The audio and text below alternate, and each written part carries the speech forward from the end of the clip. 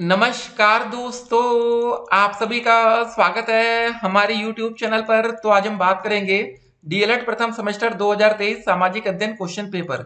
जी हाँ दोस्तों, 4 जुलाई 2023 पेपर की पूरी तैयारी देखेंगे और सभी अति लघु उत्तरीय प्रश्नों को हम इस वीडियो में डिस्कस करेंगे। 50 नंबर का क्वेश्चन पेपर बनेगा सामाजिक अध्ययन का। पास होने के लिए लाना पड़ेगा 25 नंबर। 24 में भी आप फेल माने जाएंगे। तो चलिए वीडियो को शुरू करते हैं और इसके बाद तुरंत आपको लघु उत्तरीय प्रश्नों को पूरा देखना है। अगर आपने बहुविकल्पीय क्वेश्चन अभी तक छोड़ रखा है तो उसको भी देखेंगे। 50 में से 50 नंबर हम इस बार पेपर में लाएंगे। चलिए वीडियो को शुरू करते हैं। तो दोस्तों चलिए शुरू करते हैं आपके अति लघु उत्तरीय प्रश्नों को। ठीक है, पहला क्वेश्चन आपका दोस्तों क्या रहा? महर्षि वेद व्यास ने किस महाकाव्य की रचना की थी? तो दोस्तों ये क्वेश्चन देखिए पहले आपका 2019 में पूछा भी जा चुका है। तो दोस्तों इससे साफ है कि ये सब क्वेश्चन आपके लिए इंपॉर्टेंट है पेपर की दृष्टि से। तो दोस्तों महर्षि वेद व्यास ने महाभारत की रचना की थी। ठीक है, तो ऐसे क्वेश्चन आपके पेपर में आते हैं तो आपको ध्यान रखना है कि पहले 2019 के सारे क्वेश्चन आपकी स्क्रीन पर शो हो रहे हैं, तो ध्यान से देखिएगा। दूसरा क्वेश्चन दोस्तों आपके पेपर में आ चुका है कि कुशीनगर कहाँ पर है और यह क्यों प्रसिद्ध है? तो दोस्तों आपका कुशीनगर उत्तर प्रदेश में स्थित है। यह प्रसिद्ध बौद्ध तीर्थ स्थल है जहाँ गौतम बुद्ध का महापरिनिर्वाण हुआ था। यहाँ अनेक सुंदर बौद्ध मंदिर है। इस कारण से यह एक अंतरराष्ट्रीय पर्यटन स्थली भी बन चुकी है दोस्तों। ठीक है, जहाँ विश्व भर के बौद्ध तीर्थ यात्री भ्रमण के लिए आते हैं। बुद्ध पूर्णिमा के अवसर पर कुशीनगर में एक महामेला भी लगता है। तो दोस्तों देखिए सब क्वेश्चन आपको बनाकर लिखना होता है, तो जितना अच्छा आप बना पाएंगे उतना अच्छा आप लिख सकते हैं। अगला क्वेश्चन दोस्तों कि हड़प्पा सभ्यता के प्रमुख देवी देवताओं के नाम दोस्तों आपको बताना है। तो दोस्तों इसके प्रमुख देवी देवता हैं आपके मातृ देवी एवं पशुपतिनाथ। ठीक है, अगला क्वेश्चन दोस्तों सिंधु सभ्यता और वैदिक सभ्यता में अंतर आपको बताना था, क्वेश्चन आया था।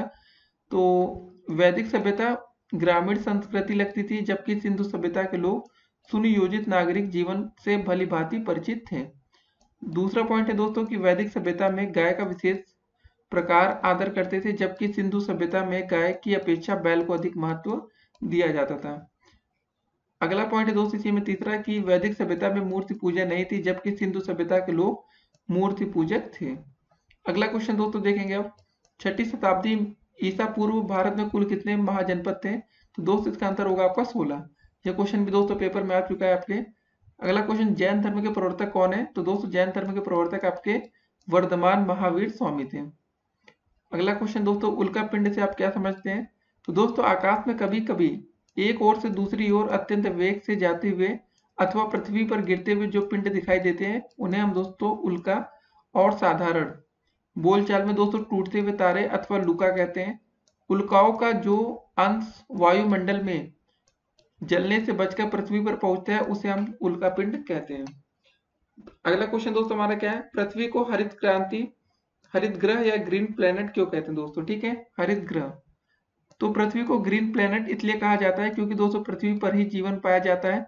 यदि पृथ्वी पर ग्रीन हाउस प्रभाव नहीं होता तो शायद ही पृथ्वी पर जीवन होता। तो ग्रीन हाउस प्रभाव या हरित प्रभाव एक प्राकृतिक प्रक्रिया है जिसके द्वारा किसी ग्रह या उपग्रह के वातावरण में मौजूद कुछ गैसीय वातावरण के तापमान को अपेक्षाकृत अधिक बनने में मदद करती है। इन ग्रीन हाउस गैसों में कार्बन डाइऑक्साइड, जल वाष्प, मीथेन आदि शामिल है जो सूर्य के ताप को रोक लेती है, जिससे पृथ्वी का तापमान कुछ गर्म बना रहता है जो पेड़ पौधों को वृद्धि में मदद करता है। इसलिए दोस्तों पृथ्वी को हरित ग्रह या ग्रीन प्लेनेट कहते हैं। अब दोस्तों देखते हैं आज का अगला प्रश्न है, सबसे छोटे महाद्वीप का नाम दोस्तों लिखना है, तो इसका आंसर होगा आपका ऑस्ट्रेलिया। अगला क्वेश्चन है पृथ्वी के किस भाग में सूर्य ताप अधिकतम होता है? तो दोस्तों इसका आंसर होगा आपका भूमध्य रेखा पर। अगला क्वेश्चन की पंचायत व्यवस्था में कितने स्तरों पर कार्य करती है? तो दोस्तों इसका आंसर है आपका 3 स्तर, ग्राम पंचायत, क्षेत्र पंचायत और जिला पंचायत। अब नासा का पूरा नाम दोस्तों पूछा गया था आपके पेपर में, तो दोस्तों इसका फुल फॉर्म क्या हो जाएगा? National aeronautics and space administration. ठीक है, हिंदी में दोस्तों राष्ट्रीय वैमानिकी और अंतरिक्ष प्रबंधन। अगला क्वेश्चन दोस्तों आपका स्वशासन से आप क्या समझते हैं, ये आपको बताना था। तो गांव में सार्वजनिक सुविधाओं का प्रबंध करने के लिए ग्रामीण स्वशासन होता है, जहां यह अर्थात उसके स्वयं के सदस्य द्वारा नियंत्रण किया जाए तो उसे हम स्वशासन कहा जाता है। स्वशासन का अर्थ होता है अपना शासन। अगला क्वेश्चन दोस्तों अब देखते हैं हम लोग, राष्ट्रीय आय को परिभाषित अब आपको करना है। देखिए राष्ट्रीय आय का अर्थ किसी देश में एक वर्ष के मध्य उत्पादित सभी वस्तुओं एवं सेवाओं के बाजार मूल्य के कुल जोड़ से होता है, जिसे हास्य घटाकर व विदेशी लाभ जोड़कर निकाला जाता है। दूसरे शब्दों में दोस्तों आपकी राष्ट्रीय आय एक वित्तीय वर्ष में किसी अर्थव्यवस्था की उत्पादन शक्ति को मापता है। तो दोस्तों अगला क्वेश्चन अब देखेंगे, नगर निगम के अध्यक्ष को क्या कहा जाता है दोस्तों? तो इसका आंसर होगा आपका मेयर या महापौर। इतिहास का जन्मदाता या पिता किसे कहते हैं दोस्तों? इसका आंसर होगा आपका हेरोडोट्स। ठीक है, इतिहास क्या होता है? देखिए, इतिहास आपका सार्वजनिक घटनाओं का विवरण मात्र है। अगला क्वेश्चन दोस्तों, इतिहास शब्द को परिभाषित करना आपको। तो हेबरी जॉनसन के अनुसार क्या है दोस्तों? इतिहास आपका भूतकालीन घटनाओं का उल्लेख ही इतिहास होता है। जी हाँ दोस्तों, जो पिछले समय में बीत चुका होता है उसी का जो हम उल्लेख करते हैं वही आपका एक तरह से इतिहास होता है। अगला क्वेश्चन है कि इतिहास का हमें महत्व स्पष्ट करना है। जी हाँ दोस्तों, अच्छा क्वेश्चन है कि इसका महत्व क्या है। देखिए, ऐतिहासिक तथ्यों को याद करने से छात्र की स्मरण शक्ति का विकास होता है। तो अगर आपको ये बात ना पता रही हो तो दोस्तों आपने कुछ नया सीखा होगा कि जो ऐतिहासिक तथ्य होते हैं अगर उसको आप याद रखेंगे तो आपकी स्मरण शक्ति बढ़ जाएगी। अगला क्वेश्चन दोस्तों अब देखते हैं हम लोग कि इतिहास जानने के साधनों का नामोल्लेख करना है। तो दोस्तों इसका आंसर क्या हो जाएगा? अनैतिक ग्रंथ, ऐतिहासिक ग्रंथ, पुरातत्व संबंधी सामग्री और विदेशी यात्रियों एवं लेखकों का विवरण। ठीक है, अगला क्वेश्चन दोस्तों, ऐतिहासिक ग्रंथ कितने हैं? तो दोस्तों ये 3 ग्रंथ है आपके, वैदिक साहित्य, बौद्ध साहित्य और जैन साहित्य। इंडिका पुस्तक के लेखक कौन है दोस्तों? इसका आंसर होगा आपका मेगस्थनीज। ठीक है, अगला क्वेश्चन दोस्तों अब देखेंगे, राजतरंगिणी पुस्तक के लेखक कौन है? तो दोस्तों इसका आंसर होगा आपका कल्लड़। 2 विदेशी यात्रियों का नाम बताना दोस्तों, इसका आंसर होगा फायान और मेगस्थनीज। ईसा पूर्व का अर्थ दोस्तों आपको बताना है, तो इसका अर्थ होता है ईसा मसीह के जन्म से पहले का समय। ठीक है ना दोस्तों, ये पूर्व काफी लिखा रहता है तो ध्यान रखना है, ईसा मसीह के जन्म से पहले का समय। अब दोस्तों अगला क्वेश्चन देखते हैं हम लोग, विश्व का सबसे बड़ा महाकाव्य कौन सा है? तो दोस्तों इसका आंसर होगा महाभारत। हर्षचरित की रचना है। हर्षचरित किसकी रचना है दोस्तों? मतलब आपका बाणभट्ट की। सबसे प्राचीन वेद कौन सा है? ऋग्वेद। पुरातत्व किसे कहते हैं? देखिए, प्राक इतिहास के विषय में जानकारी देने वाले विषय को पुरातत्व कहते हैं। इसको दोस्तों आपको ध्यान में रखना है। अब देखते हैं आज का अगला प्रश्न, प्राचीन सभ्यता को कितने भागों में विभक्त किया गया था? तो दोस्तों इसका आंसर होगा आपका 3 भागों में। कौन कौन से दोस्तों? आइए देखते हैं। पहला पाषाण काल, दूसरा है ताम्र एवं कांस्य युग और तीसरा है दोस्तों मतलब आपका लौह युग। तो दूसरे में दोस्तों आप इसको थोड़ा पॉइंट्स करके बना दिया गया। अगला क्वेश्चन दोस्तों देखते हैं, ऊषा काल किसे कहते हैं? तो दोस्तों इसका आंसर होगा जब आदि मानव अपनी आवश्यकताओं की सभी चीजें पत्थर की बनाता था, उस काल को हम दोस्तों ऊषा काल कहते हैं। अगला क्वेश्चन दोस्तों अब देखेंगे हम लोग, पूरा पाषाण कालीन औजार कैसे थे? तो दोस्तों इसका आंसर होगा पूरा पाषाण कालीन औजार, ठीक है, पत्थर के औजार बेडोल एवं भौड़ी आकृति के थे। अगला क्वेश्चन दोस्तों अब आपका क्या आता है कि कृषि का आरंभ किस काल में हुआ था? तो दोस्तों आपका कृषि का आरंभ नवपाषाण काल में हुआ था। मानव का सर्वप्रथम पालतू पशु कौन था? दोस्तों इसका आंसर होगा आपका कुत्ता। ठीक है, सबसे पहले भाई कुत्ते को पाला गया। अगला क्वेश्चन की आग की खोज किस काल में हुई थी? तो दोस्तों आग की खोज आपकी पूरा पाषाण काल के मानव ने आग की खोज कर ली थी। पहिए का आविष्कार किस काल में हुआ? तो दोस्तों इसका आंसर होगा आपका नवपाषाण काल। ठीक है, मिट्टी के बर्तन बनाना किस काल में प्रारंभ हुआ था? तो दोस्तों इसका आंसर होगा आपका नवपाषाण काल। तो दोस्तों अगला क्वेश्चन देखेंगे, कांस्य युग में जिस लिपि का विकास हुआ था उसका नाम है दोस्तों, तो इसका नाम है दोस्तों आपका कीला कार लिपि। सिंधु सभ्यता के अवशेष कहाँ से प्राप्त हुए हैं? तो दोस्तों इसका आंसर होगा हड़प्पा से 600 किलोमीटर दूर स्थित मोहनजोदड़ो से सिंधु सभ्यता के अवशेष प्राप्त हुए हैं। ध्यान में रखना दोस्तों, सिंधु सभ्यता के अवशेष कहाँ से मिले हैं। ठीक है, तो दोस्तों अगला क्वेश्चन क्या रहा हमारा कि मेसोपोटामिया किस भाषा का शब्द है? तो दोस्तों आपका जो मेसोपोटामिया है ना, यूनानी भाषा का शब्द है और जिसका अर्थ होता है जल का मध्य क्षेत्र। ठीक है, अगला क्वेश्चन दोस्तों देखेंगे, मेसोपोटामिया की सभ्यता किन 2 नदियों के बीच विकसित हुई? ये अच्छा क्वेश्चन है दोस्तों, दजला और फरात, इसको याद रखना है। मिस्र की सभ्यता का विकास कहाँ हुआ था? इसका आंसर होगा दोस्तों आपका नील के नदी के किनारे पर। जिगुरात किसे कहते हैं? तो दोस्तों इसका उत्तर होगा आपका सुमेरिया सभ्यता में मंदिरों को जिगुरात कहा जाता था। अगला क्वेश्चन दोस्तों, पिरामिड किसे कहते हैं? तो मिस्र में फारो के मकबरे को पिरामिड कहते थे। अगला क्वेश्चन दोस्तों देखेंगे, चीन की सभ्यता का विकास किन नदियों के मध्य हुआ था?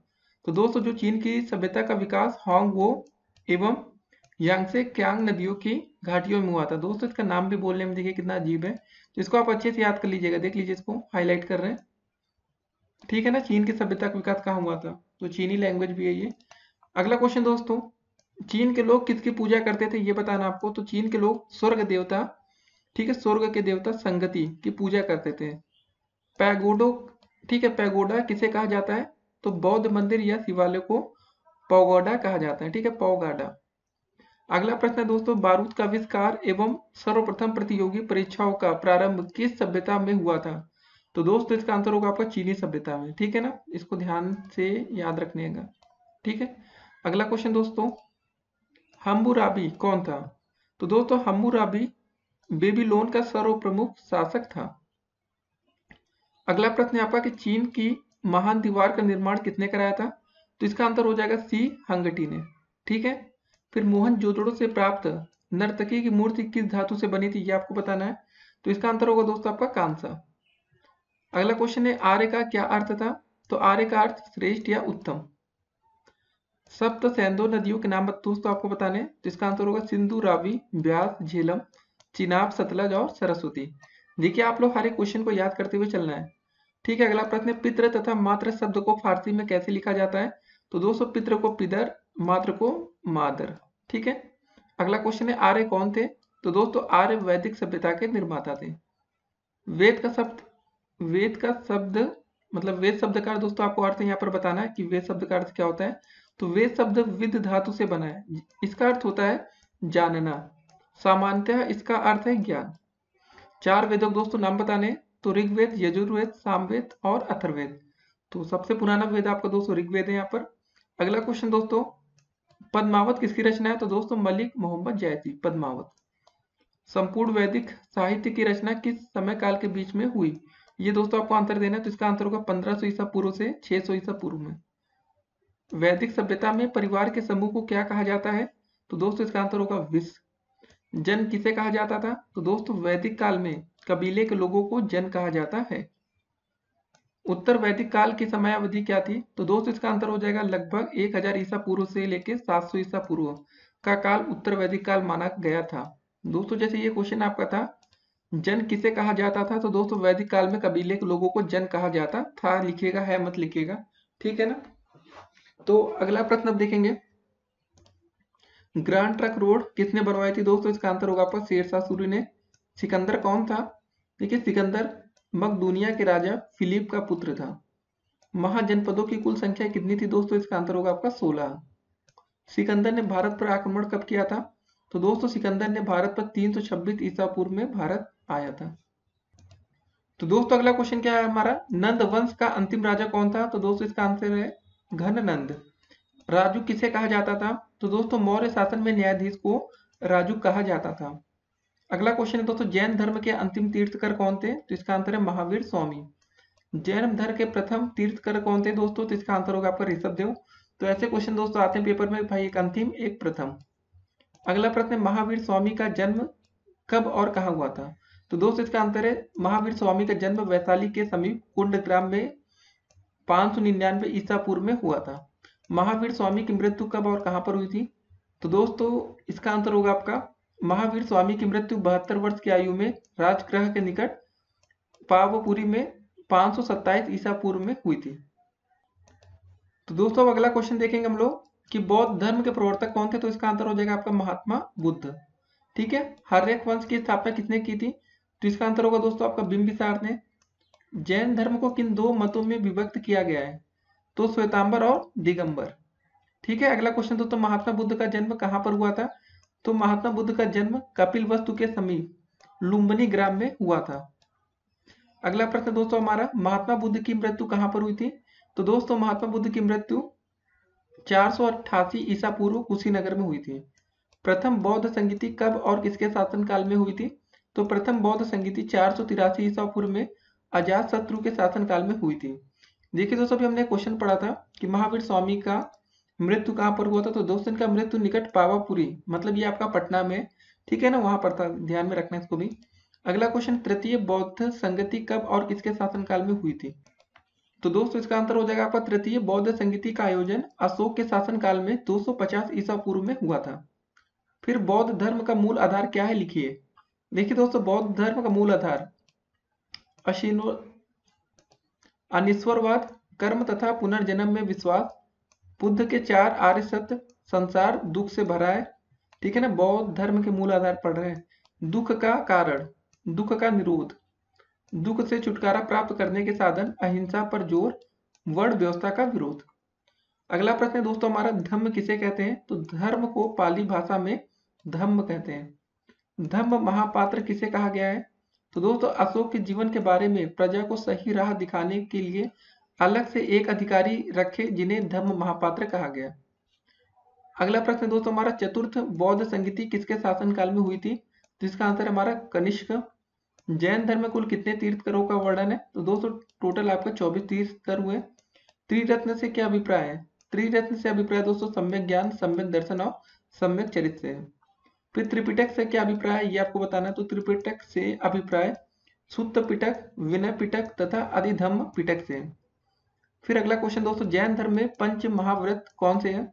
तो दोस्तों देखते हैं कौन कौन से, सत्य, अहिंसा, अस्तेय, अपिग्रह और ब्रह्मचर्य। जैन धर्म में कौन से 4 आर्य सत्यों का वर्णन है? तो दोस्तों जैन धर्म में आपके वर्णित 4 आर्य सत्य निम्नवत है। पहला दुख है, दूसरा दुख समुदाय, तीसरा दुख निरोध तथा लास्ट में दुख निरोध गामिनी प्रतिपदा। अगला क्वेश्चन देखेंगे, चीन में बने बौद्ध मंदिरों को किस नाम से जाना जाता है? तो दोस्तों इसका आंसर होगा पैगोडा। जैन धर्म में वर्णित अष्टांगिक मार्गों का नामोल्लेख करना है दोस्तों, कौन कौन से हैं अष्टांगिक मार्ग? पहला सम्यक दृष्टि, सम्यक संकल्प, सम्यक वचन, सम्यक कर्म, सम्यक आजीव, सम्यक व्यायाम, सम्यक स्मृति और सम्यक समाधि। फिर दोस्तों अगला क्वेश्चन अब हम लोग देखेंगे, जैन धर्म के दर्शन का मूल आधार क्या है, इसको आपको बताना है। तो दोस्तों इसका आंसर होगा न्यायवाद। महापरिनिर्वाण से आपका क्या अभिप्राय है दोस्तों, ये बताना है। तो महापरिनिर्वाण से अभिप्राय महात्मा बुद्ध के देहावसान से है। अगला क्वेश्चन दोस्तों, महात्मा बुद्ध ने अपना पहला उपदेश कहाँ दिया था? इसका आंसर होगा दोस्तों सारनाथ में। भारत में जनसंख्या वृद्धि के कारण लिखिए। देखिए जनसंख्या का अशिक्षित होना, परंपरागत विचारों का प्रभाव। अगला क्वेश्चन दोस्तों, हमारे राष्ट्रगान के रचयिता कौन थे? तो इसका आंसर होगा दोस्तों, राष्ट्रगान के रचयिता गुरुदेव रविन्द्रनाथ टैगोर थे। वायुमंडलीय मंडल पृथ्वी से क्या जुड़ा है? ठीक है, वायुमंडल पृथ्वी से क्या जुड़ा है, ये क्वेश्चन है। पृथ्वी अपनी आकर्षण शक्ति के कारण प्रत्येक वस्तु को अपनी ओर खींचती है और वायु गैसें, ठीक है, के बारे में छोटे छोटे अणुओं से मिलकर बनी है। अतः पृथ्वी की आकर्षण शक्ति वायु के इन कणों को आकर्षित कर वायुमंडल को पृथ्वी से जोड़े रखती है। अगला क्वेश्चन दोस्तों, पर्यावरण प्रदूषण के 2 कारण बताइए। तो ऐसे क्वेश्चन दोस्तों देखिए आप लोग बनाकर अच्छे से लिख सकते हैं, तो कोशिश करिएगा ऐसे क्वेश्चन कभी भी आपको छोड़कर नहीं आना पेपर में। जिसके 2 कारण कौन से हैं? नगरीकरण एवं औद्योगिकीकरण में अभूतपूर्व वृद्धि, तीव्र गति से बढ़ती हुई जनसंख्या और वन विनाश इत्यादि। अगला क्वेश्चन है, जलमंडल क्या है? देखिए जलमंडल से अर्थ जल की उस परत से है जो पृथ्वी की सतह पर महासागरों, झीलों, नदियों तथा अन्य जलाशयों के रूप में फैली है। पृथ्वी की सतह के लगभग 65% भाग पर जल का विस्तार है, इसलिए पृथ्वी को जलीय ग्रह भी कहते हैं। अगला क्वेश्चन दोस्तों, भूकंप किसे कहते हैं? देखिए भूकंप या भूचाल पृथ्वी की सतह के हिलने को कहते हैं। यदि पृथ्वी के स्थल मंडल में ऊर्जा के अचानक मुक्त हो जाने के कारण उत्पन्न होने वाला भूकंपी तरंगों से होता है। फिर अगला क्वेश्चन क्या है दोस्तों हमारे सामने, कि सूर्य से प्राप्त ऊष्मा को क्या कहते हैं? तो सूर्य से प्राप्त ऊष्मा को हम सौर ऊर्जा कहते हैं। फिर दोस्तों अगला क्वेश्चन आता है, वर्षण किसे कहते हैं? तो वर्षा के विभिन्न रूप जैसे जल वर्षा, हिम वर्षा, कोहरा, ओस आदि को वर्षण कहा जाता है। भारत में शक्ति के 3 साधन बताइए। तो दोस्तों शक्ति के 3 साधन आपको कोयला है, खनिज तेल और प्राकृतिक गैस। भारत में मुद्रा की पूर्ति का नियमन कौन करता है? तो दोस्तों भारत में मुद्रा की पूर्ति का नियमन रिजर्व बैंक ऑफ इंडिया या आरबीआई करती है। अगला क्वेश्चन दोस्तों अब देखेंगे हम लोग कि शिक्षा का महत्व किस लिए है, ये दोस्तों आपको बताना है। तो ऐसे क्वेश्चन हमने फिर से कहा बताएंगे कि आप लोग बनाकर अच्छे से लिख सकते हैं, कुछ याद करने की जरूरत नहीं होती ये सब प्रश्नों को, कि आज मनुष्य के लिए जितना महत्व भोजन, कपड़ा, हवा और पानी का है उतना ही महत्व शिक्षा का है। शिक्षा के अभाव में मनुष्य पशु के समान हो जाता है। पद्मावत की रचना किसने की? तो दोस्तों इसका आंसर होगा मलिक मोहम्मद जैसी ने की। खगोल शास्त्री से आपका क्या अभिप्राय है ये बताना है। देखिए दोस्तों खगोल पिंडों तथा उनकी गति संबंधी अध्ययन करने वाले विद्वानों को खगोल शास्त्री कहा जाता है। फिर अगला क्वेश्चन दोस्तों हमारे सामने आता है कि लाल ग्रह किसे कहते हैं? तो मंगल ग्रह को हम लाल ग्रह कहते हैं क्योंकि यह लाल दिखाई देता है। अंतरिक्ष से क्या अभिप्राय है दोस्तों ये बताना है। देखिए आकाशीय पिंडों के मध्य वायु रहित स्थान को अंतरिक्ष कहते हैं। ठीक है, जहां पर वायु रहित। मंदाकिनी किसे कहते हैं? देखिए, तारामंडल के समूह को मंदाकिनी कहा जाता है। परिभ्रमण से आपका क्या अभिप्राय है, ये बताना है। आकाशीय पिंड जब अपने अक्ष पर स्थान पर घूमता है तो हम इस घूमने की क्रिया को परिभ्रमण कहते हैं। ब्रह्मांड किसे कहते हैं, अब ये बताना है आपको। असीम विशाल अंतरिक्ष जिसमें लाखों मंदाकिनी है, ब्रह्मांड कहलाता है। बुध ग्रह को अन्य किस नाम से जाना जाता है? तो दोस्तों, बुध ग्रह को प्रातः एवं सायं का तारा नाम से भी जाना जाता है। सूर्य का प्रकाश कितने समय में पृथ्वी तक पहुंचता है?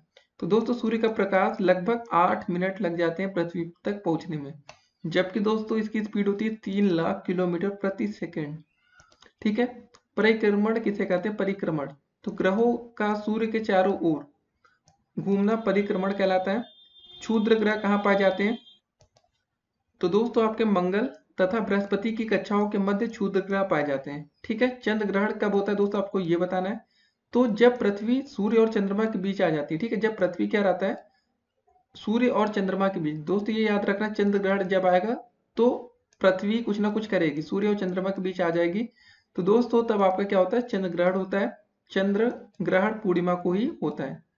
अगला क्वेश्चन, सूर्य ग्रहण कब होता है? देखिए, चंद्रमा जब पृथ्वी और सूर्य के बीच आती है, चंद्रमा दोस्तों पृथ्वी और सूर्य के बीच आ जाता है तो हमारा क्या होता है, सूर्य ग्रहण। सूर्य ग्रहण अमावस्या के दिन होता है। देखिए दोस्तों, ये क्वेश्चन जो है ना, आप लोग बहुत कंफ्यूजन रहता है कि यार कौन किसके बीच में आता है। जब चंद्र ग्रहण की बात होगी दोस्तों, उस समय पृथ्वी सूर्य और चंद्रमा के बीच आ जाएगी। ठीक है, तो ऐसे क्वेश्चन आपको ध्यान में रखना है कि गलती ना हो। ये दो क्वेश्चन को बढ़िया आप लिख के याद रखेंगे, नहीं तो गलतियां होती हैं चंद्र ग्रहण और सूर्य ग्रहण में। ठीक है, और सूर्य ग्रहण आपका अमावस्या को होता है, चंद्र ग्रहण हमेशा पूर्णिमा को होता है। अगला क्वेश्चन दोस्तों अब आता है हमारा, आकाश गंगा सदृश ग्रह किसे कहते हैं? तो शनि ग्रह को। तारा किसे कहते हैं? देखिए, वह आकाशीय पिंड जिसमें स्वयं का प्रकाश व उष्मा होती है, उसे हम तारा कहते हैं। जी हाँ दोस्तों, चंद्रमा के पास तो कुछ नहीं है। सूर्य के सबसे निकट कौन सा ग्रह है दोस्तों? इसका आंसर होगा आपका बुध। उपग्रह किसे कहते हैं? देखिए, वह आकाशीय पिंड जो ग्रह की परिक्रमा करते हुए सूर्य की परिक्रमा पूरी करता है, उपग्रह कहलाता है। अब दोस्तों, अगला क्वेश्चन आता है कि ग्रह किसे कहते हैं? तो वह आकाशीय पिंड जो सूर्य की परिक्रमा करता है। ठीक है ना, सूर्य की परिक्रमा करे तो उससे ही उष्मा व प्रकाश प्राप्त करता है। अगला प्रश्न, पृथ्वी का जुड़वा ग्रह किसे कहा जाता है दोस्तों? तो पृथ्वी का जुड़वा ग्रह आपका शुक्र है। पृथ्वी का उपग्रह कौन है दोस्तों? इकलौता उपग्रह आपका चंद्रमा है। सूर्य के सबसे दूर कौन सा ग्रह स्थित है? तो दोस्तों नेपच्यून या वरुण। मानचित्र किसे कहते हैं दोस्तों? तो मानचित्र तो आपने सुना ही होगा नाम। तो मानचित्र धरातल के आलेखी निरूपण होते हैं। मापक के अनुसार मानचित्र कितने प्रकार के होते हैं और उनके नाम भी लिखना है। तो मापक के प्रकार दोस्तों कौन सा? दीर्घ मापक मानचित्र और लघु मापक मानचित्र। अगला क्वेश्चन दोस्तों, मानचित्र के आपको घटक बताना है। तो मानचित्र के आपको 3 घटक होते हैं, दिशा, दूरी और प्रतीक। एटलस किसे कहते हैं दोस्तों? आपको ये क्वेश्चन बताना है। तो जब बहुत सारे मानचित्रों को एक साथ एक पुस्तक के रूप में बनाया जाता है तो उसे हम क्या कहते हैं? एटलस कहते हैं। अब आता है हेसियोर क्या है? देखिए, सामान्य ढाल की दिशा में खींची गई छोटी छोटी खंडित रेखाओं को हेसियोर कहा जाता है। पैमाना क्या होता है दोस्तों? देखिए, पैमाने को भूगोल में मापक या प्रदर्शक भी कहते हैं। ग्लोब पर अक्षांश रेखाओं की संख्या कितनी होती है दोस्तों? इसका आंसर होगा 179। ग्लोब किसका प्रतिरूप होता है? तो दोस्तों, ग्लोब आपका पृथ्वी का प्रतिरूप होता है। ग्लोब पर देशांतर रेखाओं की संख्या कितनी होती है?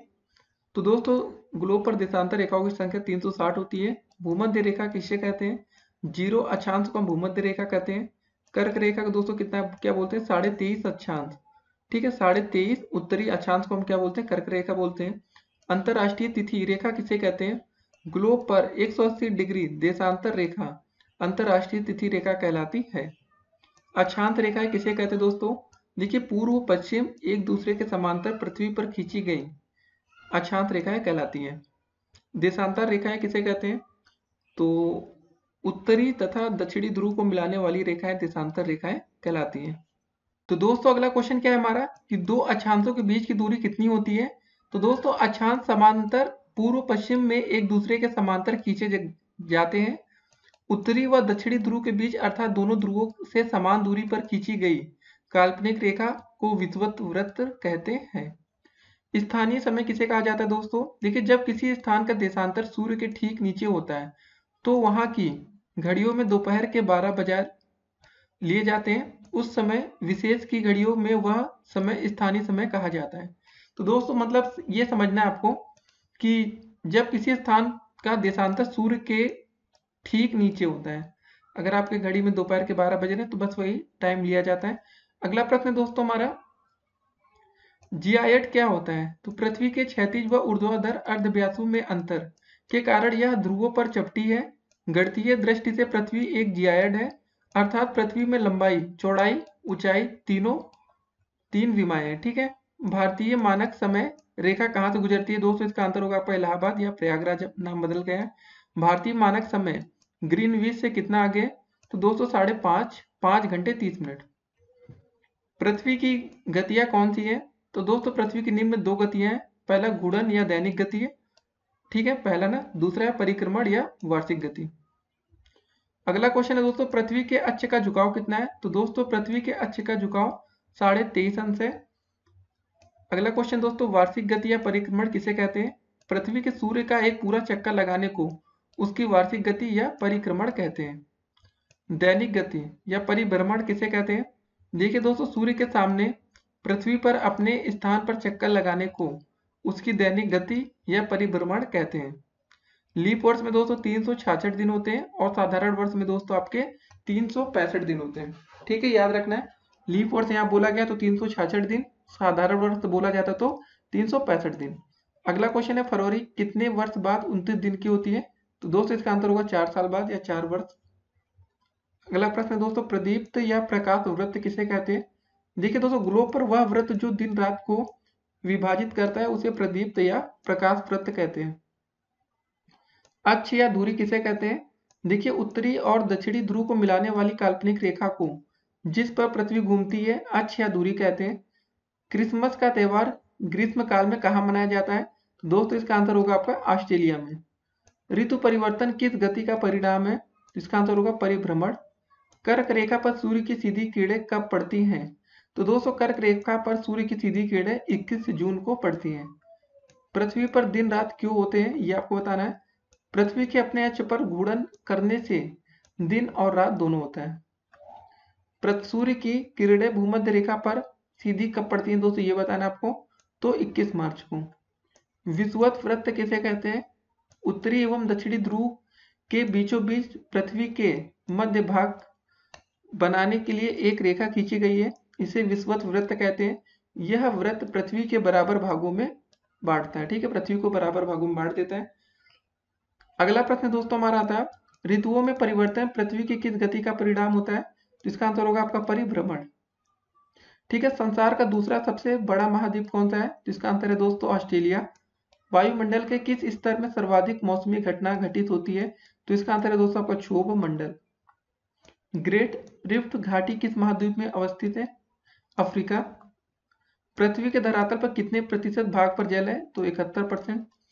तो दोस्तों देखिए, ऐसे क्वेश्चन पेपर में आते हैं तो आपको ध्यान में रखना है। अब दोस्तों देखते हैं आज का अगला क्वेश्चन क्या है कि विश्व की कौन सी नदी विषुवत रेखा को 2 बार काटती है? तो दोस्तों इसका आंसर होगा आपका कांगो नदी। पृथ्वी पर कुल कितने महासागर हैं? तो इसका आंसर होगा दोस्तों आपका 5। विश्व की कौन सी नदी मकर रेखा को 2 बार काटती है? तो इसका आंसर है दोस्तों लिम्पोपो नदी। तो दोनों को याद रखना है दोस्तों, एक कांगो नदी है जो विषुवत रेखा को काटेगी 2 बार, और लिम्पोपो नदी है जो आपके मकर रेखा को 2 बार काटेगी। अगला प्रश्न दोस्तों हमारा क्या बन सकता है कि सबसे बड़ा महासागर कौन सा है? तो इसका आंसर होगा आपका प्रशांत महासागर। सबसे छोटा महासागर कौन सा है? तो इसका आंसर होगा आपका दक्षिणी महासागर। प्रशांत महासागर का क्षेत्रफल कितना होता है दोस्तों? तो इसका आंसर है आपका 16.5 करोड़ वर्ग किलोमीटर। ठीक है, अंटार्कटिक महासागर का क्षेत्रफल कितना है दोस्तों? तो इसका आंसर है 8.2 करोड़ वर्ग किलोमीटर। हिंद महासागर का क्षेत्रफल कितना है दोस्तों? तो इसका आंसर है 7.3 करोड़ वर्ग किलोमीटर। ठीक है, आर्कटिक महासागर का क्षेत्रफल कितना है दोस्तों? तो इसका आंसर है 1.4 करोड़ वर्ग किलोमीटर। तो दोस्तों ऐसे क्वेश्चन बन सकते हैं, ध्यान रखना है। विश्व की सबसे लंबी नदी कौन सी है? तो दोस्तों इसका आंसर है नील नदी। विश्व की सबसे लंबी नदी किस महाद्वीप में स्थित है? तो इसका आंसर है आपका अफ्रीका महाद्वीप। किस महाद्वीप को प्रायद्वीप कहा जाता है दोस्तों? तो इसका आंसर होगा आपका दक्षिणी अमेरिका। भारत में कौन से 2 द्वीप समूह हैं? तो दोस्तों 2 द्वीप आपको पता होगा, अंडमान निकोबार और लक्षद्वीप।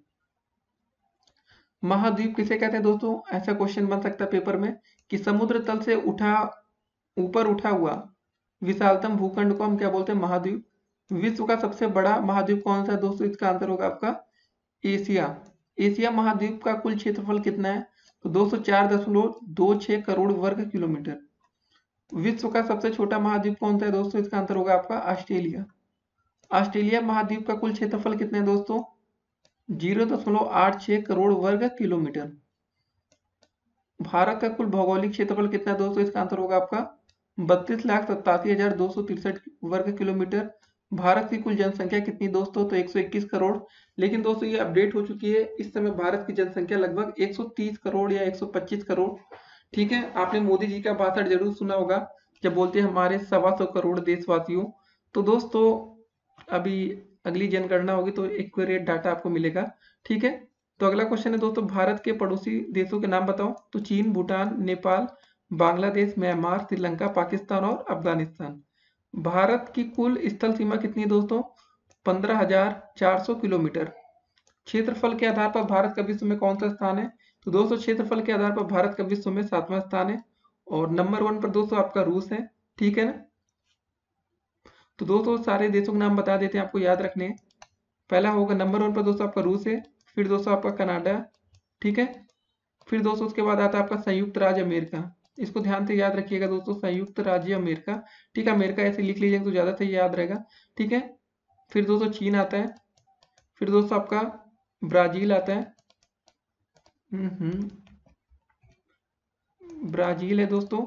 फिर दोस्तों आपका आता है ऑस्ट्रेलिया।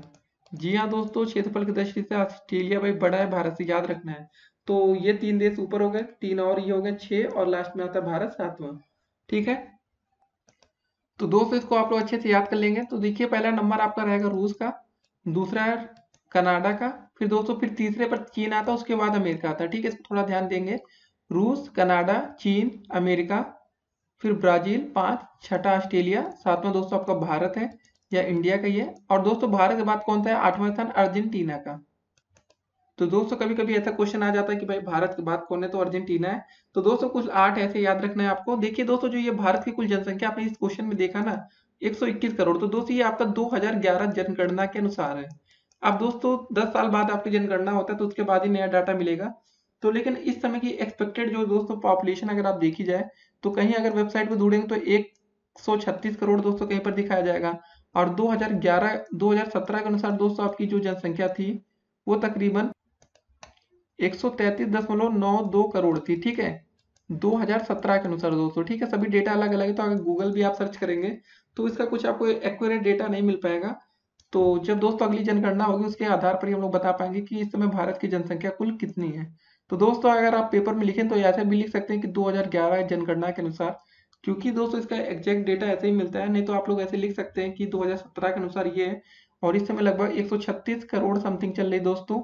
लेकिन ऐसे ही दोस्तों गूगल पर जानते हैं आप लोग हर जगह से अपना डेटा सब देते हैं। तो उसके बाद अगला क्वेश्चन अब देखा जाए हम लोग कि भारत में कितने राज्य तथा कितने केंद्र शासित प्रदेश हैं।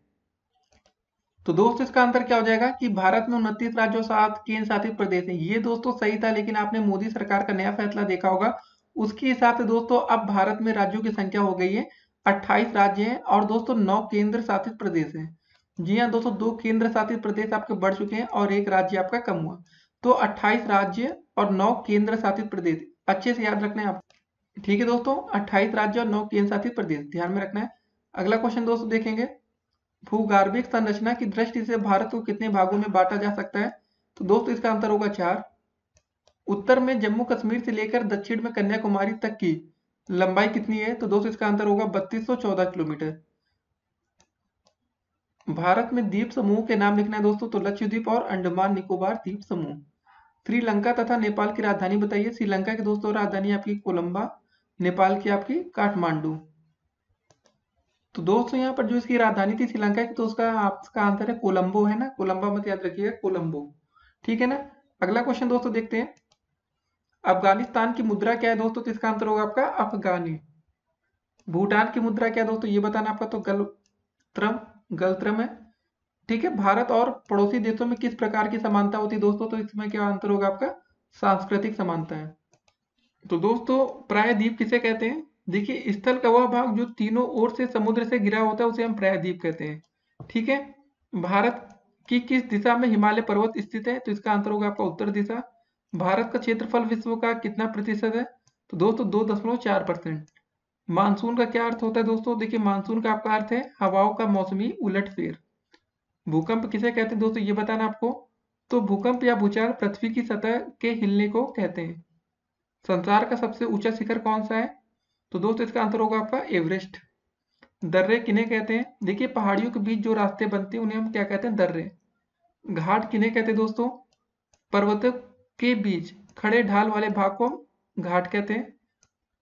भाबर किसे कहते हैं? भाबर शिवालिक श्रेणियों के दक्षिण में कंकड़ पत्थरों के एकत्र होने से निर्मित पूर्व से पश्चिम तक फैली पतली पेटी को भाबर कहते हैं। अगला क्वेश्चन दोस्तों, वर्षण किसे कहते हैं? वर्षा के विभिन्न रूपों को हम क्या बोलते हैं? वर्षण। जो वर्षा के विभिन्न रूप होते हैं। भारत में शक्ति के साधन क्या है? तो दोस्तों आपका कोयला, खनिज तेल और प्राकृतिक गैस। चंद्रमा पर पहुंचने वाले प्रथम व्यक्ति कौन थे? तो 20 जुलाई 1969 को संयुक्त राज्य अमेरिका के नील आर्मस्ट्रांग और एडविन एंड्रिन चंद्रमा पर पहुंचने वाले प्रथम व्यक्ति थे। तो फिर अगला क्वेश्चन दोस्तों हमारा क्या आता है कि नासा का पूरा नाम बताइए। तो national aeronautics and space administration, यह नासा। नासा का मुख्यालय दोस्तों कहाँ पर है? तो वाशिंगटन डीसी। अब दोस्तों बात आ जाती है इसरो की भी लेकर। इसरो क्या है? यह एक भारतीय अंतरिक्ष संगठन है जिसने हाल ही में चंद्रयान का सफल प्रक्षेपण किया है। इसका मुख्यालय बेंगलुरु में है। जी हाँ दोस्तों, तो इसरो की आजकल पावर तो आप देख ही रहे होंगे कितनी ज्यादा हो चुकी है। अंतरिक्ष में पहुंचने वाले राकेश शर्मा किस यान से अंतरिक्ष में गए थे? तो दोस्तों इनके यान का नाम क्या है? Soyuz T2। ग्राम शिक्षा समिति का अध्यक्ष कौन होता है? तो इसका आंसर होगा आपका ग्राम प्रधान। ग्राम पंचायत का निर्माण करने के लिए कम से कम कितनी आबादी होनी चाहिए? तो दोस्तों इसका आंसर होगा आपका 1000 कम से कम आबादी होनी चाहिए। पंचायत व्यवस्था में कार्य करने के 3 स्तर कौन कौन से हैं? तो दोस्तों पहला उत्तर होगा आपका ग्राम पंचायत, फिर क्षेत्र पंचायत और लास्ट में जिला पंचायत। बीडीसी मेंबर किन्हें कहते हैं? क्षेत्र पंचायत के सदस्यों को हम क्या बोलते हैं? BDC member. जिले के प्रमुख अधिकारी को हम क्या बोलते हैं दोस्तों? तो इसका आंसर होगा आपका जिलाधिकारी। नगर पंचायत कितने वर्षों के लिए बनाई जाती है? तो दोस्तों ये इसका आंसर होगा आपका 5 वर्ष। फिर अगला क्वेश्चन दोस्तों आता है हमारे नगर पालिका परिषद की न्यूनतम आबादी कितनी है? 1 लाख से लेके आपकी दोस्तों 5 लाख। तो दोस्तों आपका नगर पालिका में आएंगे आप। नगर निगम का अध्यक्ष कौन होता है? दोस्तों इसका आंसर होगा आपका मेयर या महापौर। नगर निगम क्या है कि स्रोत लिखना है। तो राज्य से अनुदान व जनता से कर नगर निगम क्या है कि प्रमुख स्रोत हैं। एल्डरमैन किन्हें कहते हैं? तो दोस्तों नगर निगम परिषद में निर्वाचित सदस्यों के अलावा चयनित सदस्यों को हम एल्डरमैन कहते हैं। नगर पंचायत के सदस्यों का चुनाव कितने वर्षों के लिए होता है? तो दोस्तों इसका आंसर होगा आपका 5 वर्ष। जिले में लगान व राजस्व वसूली करवाना किसका कार्य होता है? तो दोस्तों इसका आंसर है आपका जिलाधिकारी। जिले की चिकित्सा संबंधी दायित्व का निर्वहन कौन करता है? तो दोस्तों इसका आंसर होगा आपका मुख्य चिकित्सा अधिकारी या CMO, चीफ मेडिकल ऑफिसर। अगला क्वेश्चन दोस्तों, जिले में परिवार कल्याण के लिए कार्य कौन करवाता है दोस्तों? तो इसका आंसर होगा आपका मुख्य चिकित्सा अधिकारी। यातायात के प्रमुख साधन दोस्तों आपको बताने हैं। तो यातायात के प्रमुख साधन आपके साइकिल, रेलगाड़ी, मोटरसाइकिल, कार, बस, रेलगाड़ी, रिक्शा आदि। सड़क पर हमेशा किस तरफ चलना चाहिए दोस्तों? तो सड़क पर हमेशा हमें बाईं ओर चलना चाहिए, लेफ्ट साइड। आधुनिक अर्थशास्त्र का जनक किसे माना जाता है? तो दोस्तों इसका आंसर होगा आपका एडम स्मिथ। अर्थशास्त्र की उचित परिभाषा दीजिए। तो दोस्तों एडम स्मिथ के अनुसार अर्थशास्त्र धन का विज्ञान है। भारत में मुद्रा की पूर्ति का नियमन कौन करता है? तो दोस्तों अभी आपने देखा भारतीय रिजर्व बैंक या reserve RBI, reserve bank of India. Bharat में वस्तु एवं सेवा का GST को कब लागू किया गया दोस्तों? इसका आंसर होगा आपका 1 जुलाई 2017 से GST लागू है भारत में। ठीक है, तो दोस्तों आज के कुछ टॉप मोस्ट इंपॉर्टेंट क्वेश्चन आपने देखे इस वीडियो में। तो दोस्तों जिन बच्चों ने शुरू से लेकर अंत तक वीडियोस को देखी होगी तो डेफिनेटली वो पेपर में अच्छा स्कोर करेंगे। अगर दोस्तों अभी तक आपने पार्ट 1 ना देखा हो तो दोस्तों इस वीडियो को खत्म होते ही आप पार्ट 1 देखेंगे और दोस्तों पार्ट 3 उसके बाद देखेंगे। ठीक है, पार्ट 3 में आपके सारे लघु 3 क्वेश्चन होंगे। तो दोस्तों जब आप ये 3 वीडियो देख लेंगे तो आप पेपर के लिए पूरी तरीके से तैयार होंगे। अब पेपर इतना आसान नहीं आता कि आप लोग एक बार देखें। देखिए इस वीडियो को आप एक बार में पूरे से अच्छे से याद नहीं होंगे, लेकिन वीडियो से आप पढ़ते हैं तो कम से कम 3 से 5 बार दोस्तों जब इस वीडियो को रिपीट करेंगे तो डेफिनेटली हर एक नाम आपके मन में याद होगा कि भारत में वस्तु कर जीएसटी कब लागू हुई, 1 जुलाई 2017। आधुनिक अर्थशास्त्र का जनक एडम स्मिथ, तो ऐसे याद होता जाएगा। तो कोशिश करिए दोस्तों, उम्मीद करेंगे आपका स्कोर अच्छा हो। अगर आप चैनल पर नए तो चैनल को सब्सक्राइब कर लीजिए, जिससे कि आने वाली वीडियो की सारी नोटिफिकेशन सबसे पहले आपको मिले, और वीडियो को अधिक से अधिक अपने दोस्तों तक शेयर भी करिए। ठीक है, फिर मिलते हैं। स्टे कनेक्टेड और गुड लक पेपर।